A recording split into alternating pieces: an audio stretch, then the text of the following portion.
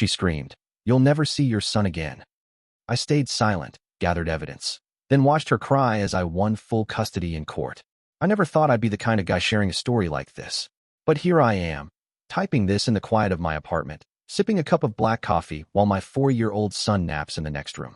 It's peaceful now, but it hasn't always been this way. Just a year ago, I was standing in a courtroom, listening to the mother of my child scream that I was a danger to our son. And before that, I was the one being told, "You'll never see your son again." Let me rewind. I'm 31, a systems engineer living in Oregon. I met Marissa, not her real name, when we were both 25. She worked in event planning, full of charm and energy, the kind of woman who lights up a room. We moved fast. Within a year we were living together, and a year later, our son, Jacob, was born. I loved him from the second I saw him. He had my eyes and her little dimpled smile. I thought we were building something lasting, a family. But the cracks started showing even before Jacob turned 2. Marissa changed after his birth. Not in the normal adjusting to parenthood way. No, this was something deeper. She grew erratic, controlling. She'd criticize how I dressed Jacob, how I held him, even how I spoke to him. It was like everything I did as a father was wrong in her eyes. I tried to be understanding. I thought maybe it was postpartum stress or anxiety. I encouraged therapy, offered to take over more at home, even took a step back at work to help. But her anger only escalated. She started weaponizing Jacob. Little things at first, refusing to let me pick him up from daycare without notice, not telling me when he was sick. Then came the big one. One night, after a petty argument about something dumb, I think it was dishes, she just exploded. She looked me dead in the eye and said, "You'll never see your son again. I swear to God, I'll make sure of it." I remember going still, my stomach in knots, heart racing, but I didn't yell back. I just looked at her and asked, "Why would you say that?" She smirked, like she knew she had power over me. "Because I can," she said. That was the moment something shifted inside me. I realized this wasn't just a relationship in trouble. This was a dangerous situation for both me and Jacob. The woman I once trusted had become someone I didn't even recognize. I knew I had to start documenting everything. Quietly, carefully. I began keeping records, texts, emails, dates, even recordings were allowed. I didn't tell her I was seeing a lawyer. I didn't confront her. I played it calm. Every time she threatened me or withheld Jacob, I made note of it. I never missed child support, even though we weren't officially divorced yet. I didn't badmouth her to anyone, not to friends, not to family, and definitely not to Jacob. I just waited. But it got worse. She started canceling my weekends with Jacob last minute. Sometimes she'd vanish for days, not answering her phone, and I'd have no idea where my son was. Once, I found out through a mutual friend that she'd flown out of state for a wedding, bringing Jacob but telling no one. No emergency contact. No heads up. That was the last straw. I filed for full custody. She was furious. Called me a manipulator. Told our friends I was abusive. Said I only wanted custody to avoid paying her child support. But I had the receipts. My lawyer was careful, methodical, and patient, just like I'd been. By the time our court date arrived, I had nearly a year's worth of evidence. But if you've ever had to fight for your child, if someone's ever tried to weaponize your love for your kid, I feel you. This road isn't easy, but staying calm saved me. What would you have done in my situation? Would you have stayed patient or fought back harder? The first time I walked into that courtroom, I felt like I was standing on the edge of a cliff, calm on the outside, but shaking inside. I'd never been in a custody battle before. Honestly, I never imagined I would be. But I had reached my limit. I wasn't going to let Marissa control our son's life through threats and manipulation. My attorney, Linda, a steady, no-nonsense woman in her 50s, had warned me. Family court isn't about who's right. It's about what you can prove. That line stuck with me. I remembered it every time I handed over a screenshot, every time I printed out emails, every time I documented the exact time she canceled a visit or changed plans without warning. The day of the hearing, Marissa showed up in a cream blazer, holding Jacob's favorite stuffed elephant. She looked polished, tearful even. I'll admit it, she played the part well. She'd always been good at charm when she wanted to be. Her lawyer, though, came in hot. They tried painting me as a workaholic absentee father, saying I was too emotionally distant to raise a child. They brought up minor disagreements from the past, twisting them into signs of instability. But they didn't expect what came next. Linda calmly handed over a stack of printouts. Dozens of texts from Marissa. "He doesn't need you. You're not his real parent.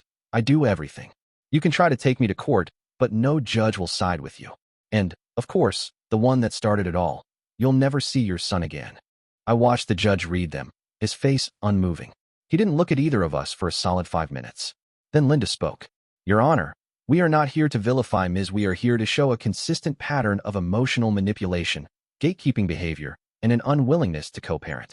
Mr., my last name, has not only provided financial support consistently, he's also documented every missed visitation, every broken agreement, and every instance where his child was used as leverage.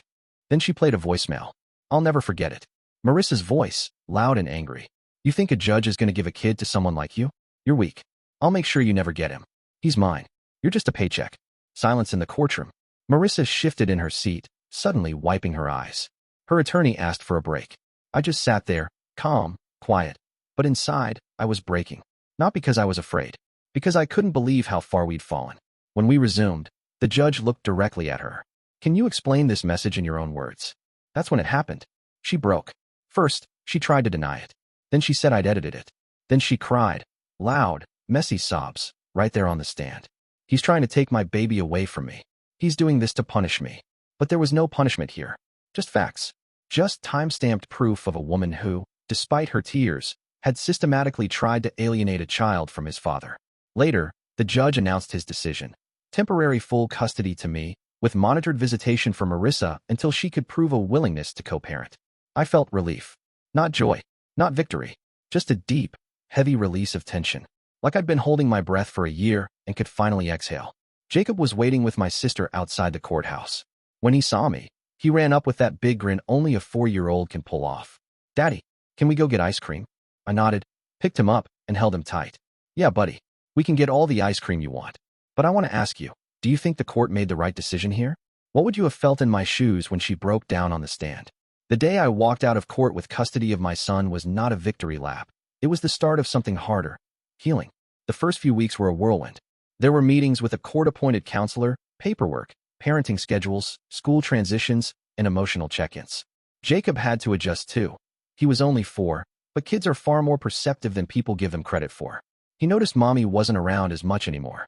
He asked questions I didn't always have answers for. Why is Mommy mad? Did I do something wrong? God, those questions broke me. I never said a bad word about Marissa to him. Not once. As tempting as it was to unload all the frustration, I remembered what my lawyer said. Your son didn't choose this. He's watching everything you say, even when you think he's not listening. So I kept it simple. Mommy and Daddy are working on being better parents. We both love you very much. And we stuck to the schedule the court ordered. Marissa went through a rough patch after the hearing.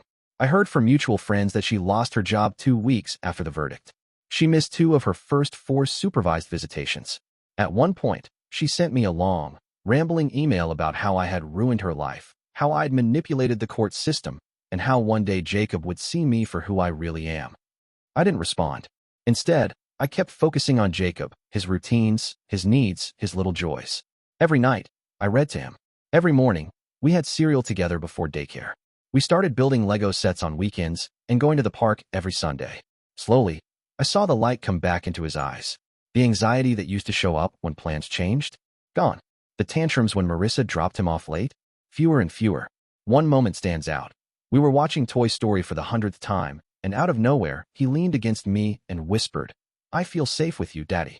I had to excuse myself to the bathroom so he wouldn't see me cry. As for Marissa, she eventually began attending counseling as the court ordered. She showed up more consistently for visitation. I don't know if it was the reality check of losing control or if she truly began to reflect on her behavior, but there were signs of change. Tentative ones. We still don't talk unless it's about Jacob. I keep communication short, respectful, and documented. But I've noticed that her messages are less angry now, less passive-aggressive. She even thanked me once for taking care of him when I couldn't. I don't know if we'll ever be friends again. Frankly, I'm not sure I even want that. But what I do want is for Jacob to have a stable relationship with both parents. And if that means I continue to be the one who keeps the peace, who leads by quiet example, so be it. I've learned a lot through all this. I learned that calm is powerful, that patience isn't weakness, that sometimes doing what's right doesn't feel like winning. It feels like standing alone in a storm until the clouds finally break. Today, Jacob is 5. He just graduated from pre-K, and we took photos in our tiny backyard, both of us holding silly signs. His favorite thing is dinosaurs, and he wants to be a paleontologist astronaut chef. I don't even know what that means, but I'm here for it. If you're going through a custody battle or dealing with someone who's using your child as leverage, document everything. Stay calm. Don't stoop. Fight. but fight smart. Your child is watching. I'd love to hear your thoughts. Have you ever been through something like this? Or seen someone close to you deal with it? How would you have handled it differently? Let's talk. I appreciate you watching till the end. Hit that subscribe button and stay tuned for more content.